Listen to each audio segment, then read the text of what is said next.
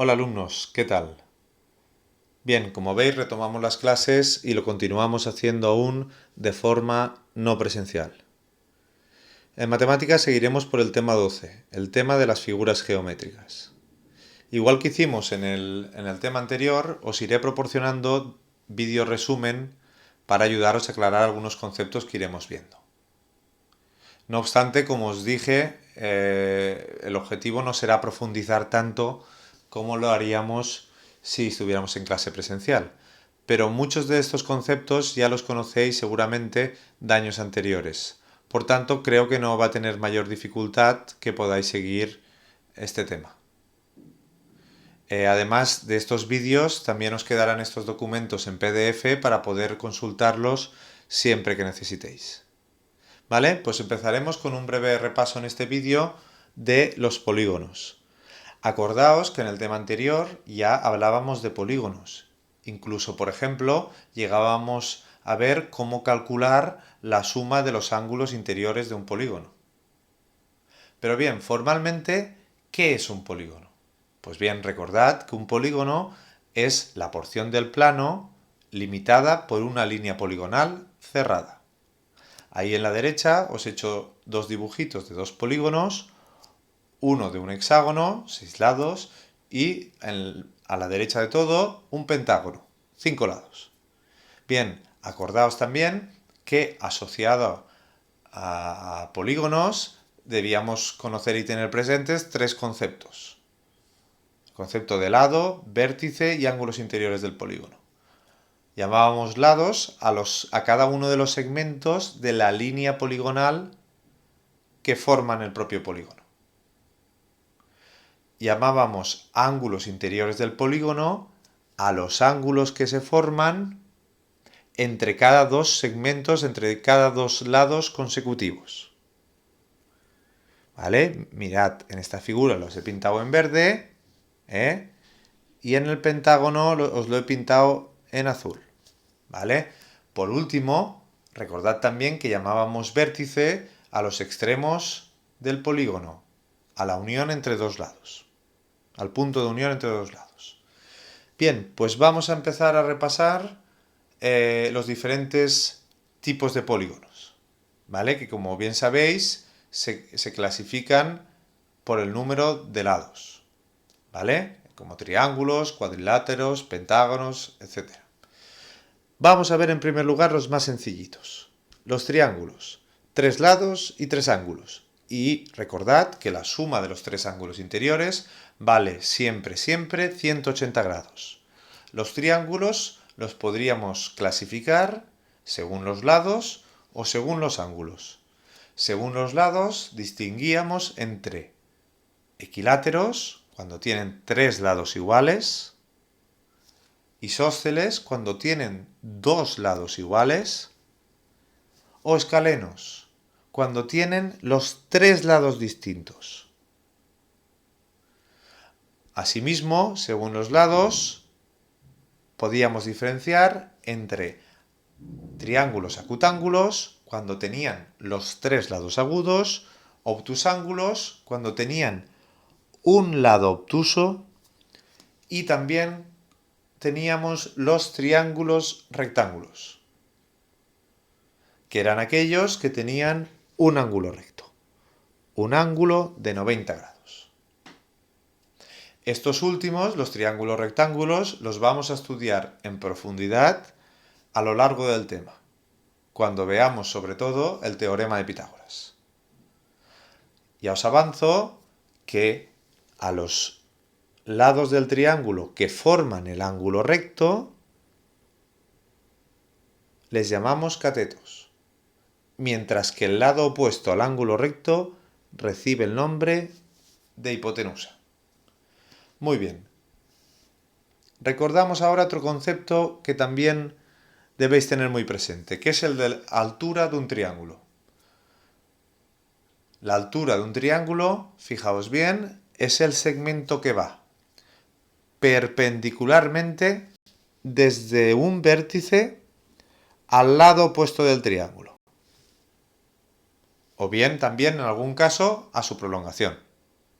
¿Vale? Cada triángulo tiene tres alturas. Se pueden trazar tres alturas, una desde cada uno de los tres vértices del triángulo.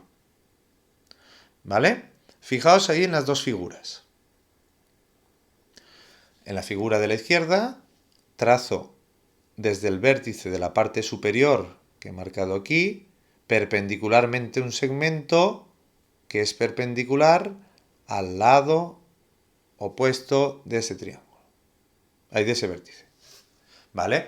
Fijaos en la derecha que la altura, al hacer el segmento perpendicular a este lado, o mejor dicho, su prolongación, la altura me cae fuera del triángulo, pero no pasa absolutamente nada. La altura es el segmento que va perpendicularmente desde el vértice al lado opuesto del triángulo, o a su prolongación, pero siempre perpendicularmente. Muy bien. Ahí también os pongo que el lado del triángulo opuesto al vértice elegido le llamamos base. ¿Vale? Estas son cosas que sabíais ya vosotros. Continuamos. Pasamos a ver los cuadriláteros. Bien, son polígonos de cuatro lados. La suma de los ángulos interiores de un cuadrilátero, veíamos también en el tema anterior, que es siempre 360 grados. Y dentro de los cuadriláteros podemos clasificarlos en tres grandes grupos. Y la particularidad que tendrá cada grupo, la diferencia que habrá entre un grupo y el otro y los otros, serán el número de lados paralelos que tienen. Los paralelogramos tienen los lados paralelos 2 a 2. Los trapecios tienen dos lados paralelos, mientras que los trapezoides son cuadriláteros que no tienen ningún lado paralelo. Dentro de estas tres grandes familias también podremos distinguir diferentes tipos. Vamos a verlo. Vamos con la primera gran familia. Los paralelogramos, que como hemos dicho son los que tienen los lados paralelos 2 a 2. Fijaos, dentro de los paralelogramos, y son figuras que conocéis ya vosotros desde hace años, tenemos los cuadrados, 4 lados iguales y los 4 ángulos rectos, los 4 de 90 grados, observad. Los rectángulos, que también tienen los ángulos rectos, pero ahora los lados son iguales 2 a 2. ¿Vale? Este con este y este con este. ¿Vale? Iguales 2 a 2. Y además también paralelos, 2 a 2. Este con este y este que hemos visto aquí con este de aquí. Vale. Y después también tenemos otros dos tipos, que son los rombos y los romboides. Los rombos tienen los 4 lados iguales, pero los ángulos son iguales 2 a 2. Tienen 2 agudos y 2 obtusos. Y los romboides tienen también 2 ángulos agudos y 2 ángulos obtusos iguales 2 a 2, pero ahora los lados ya no son todos iguales como en el rombo, sino que son iguales también 2 a 2. Este lado es igual a este y este es igual a este. ¿Vale? ¿Y qué lados son iguales? ¿Qué ángulos son iguales 2 a 2? Pues este y este, y este y este. Muy bien. Por tanto, ahí vemos los 4 tipos de paralelogramos que distinguimos, pero todos los paralelogramos cumplen la misma propiedad, que es que tienen los lados paralelos 2 a 2. ¿Vale? Fijaos, lo hemos visto en el romboide. Este es paralelo con este otro y este con este. 2 a 2. En el rombo, este con este paralelos y este con este. ¿Vale? Creo que queda bastante claro. Vamos a ver los trapecios. Los trapecios, recordad que habíamos dicho que tienen dos lados paralelos. Vamos a ver qué tipos distinguimos. Cuando tenemos el caso que los lados no paralelos tienen la misma longitud, a esos trapecios los llamamos isósceles. este lado, que es el no paralelo, y este lado, que también es no paralelo, son iguales, tienen la misma longitud. Por tanto, trapecio isósceles. Fijaos que en los trapecios, a cada uno de los lados paralelos les llamamos base. Y a la distancia que hay entre estas dos bases le llamamos altura. La altura es la distancia que hay entre las dos bases. ¿Vale? Trapecios escalenos son aquellos cuyos lados no paralelos tienen longitudes distintas. ¿Vale? Este lado y este lado son los paralelos. ¿Lo veis? Pues los que son no paralelos, que son este y este otro, tienen longitudes distintas. A diferencia de los isósceles, que tenían la misma longitud. ¿De acuerdo? Y por último, el otro tipo de trapecios que vamos a ver es el de trapecios rectángulos, que son simplemente aquellos que tienen un ángulo recto. ¿Vale? Perfecto. Como habíamos dicho antes, ya dentro de la familia de los trapezoides, bueno, encontramos aquellos cuadriláteros que no tienen ningún lado paralelo. ¿Vale? Os he puesto ahí 3 ejemplos, fijaos bien, que no hay ningún paralelismo entre los lados. Y nada, eso es lo que debéis saber. Muy bien, continuamos. Polígonos regulares. A ver, los polígonos regulares, recordad también del tema anterior, que son aquellos que tienen lados iguales y ángulos iguales. ¿Vale? En el caso de los triángulos, acordaos que veíamos que los que tienen lados iguales reciben el nombre de triángulos equiláteros. 3 lados iguales, 3 ángulos iguales, los 3 de 60 grados. 60 por 3, 180, que son los grados que suman los 3 ángulos interiores de un triángulo. Muy bien. En los cuadriláteros, ¿qué figura regular tenemos? ¿Qué polígono regular? El cuadrado. 4 lados iguales y 4 ángulos iguales. Ahí también os he dibujado un hexágono, un pentágono y un octógono. ¿Vale?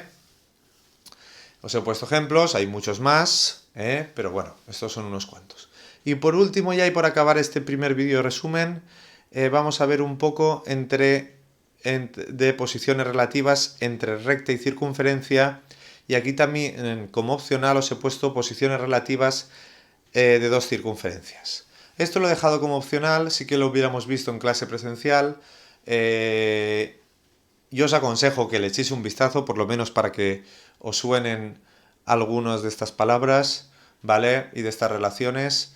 Y nada, vamos a centrarnos en lo que sí que debéis saber y tener muy claro ya, que son las posiciones relativas de recta y circunferencia. A ver, aquí vamos a diferenciar 3 casos, ¿vale? Y los 3 tienen que ver con el número de puntos en común que van a tener la recta y la circunferencia, ¿vale? ¿Qué puede pasar? Pues o bien que tengan un punto en común, que tengan 2 o que no tengan ninguno. Vayamos al primer caso. Tengo una circunferencia y una recta y una circunferencia que no tienen ningún punto en común. En ese caso decimos que son exteriores. Puede pasar también que circunferencia y recta tengan un punto en común. Un punto en común. A ese punto le llamamos punto de tangencia. Sería este puntito de aquí. Ese puntito de ahí. ¿Lo veis? Este de aquí.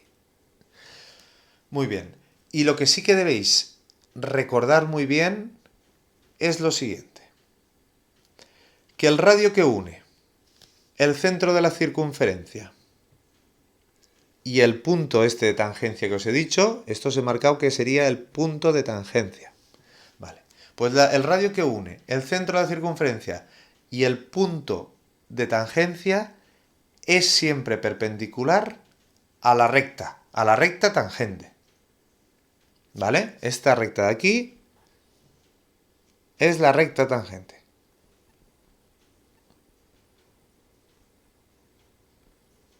Pues siempre se cumple esa propiedad cuando una circunferencia y una recta son tangentes. Que el radio que une el centro de la circunferencia y el punto de tangencia es siempre perpendicular a la recta tangente. Y por último, ¿qué puede pasar? Pues que una recta y una circunferencia tengan dos puntos en común. En ese caso, decimos que recta y circunferencia son secantes, ¿vale? Dos puntos en común, secantes. Por tanto, observad los tres casos que podemos ver, ¿vale? En las posiciones relativas de recta y circunferencia. Exteriores, ningún punto. Tangentes, un punto en común. Secantes, dos puntos en común. Pues nada, eso es todo lo que queríamos ver en este vídeo. Muchas gracias y cualquier duda me la consultáis. Un saludo.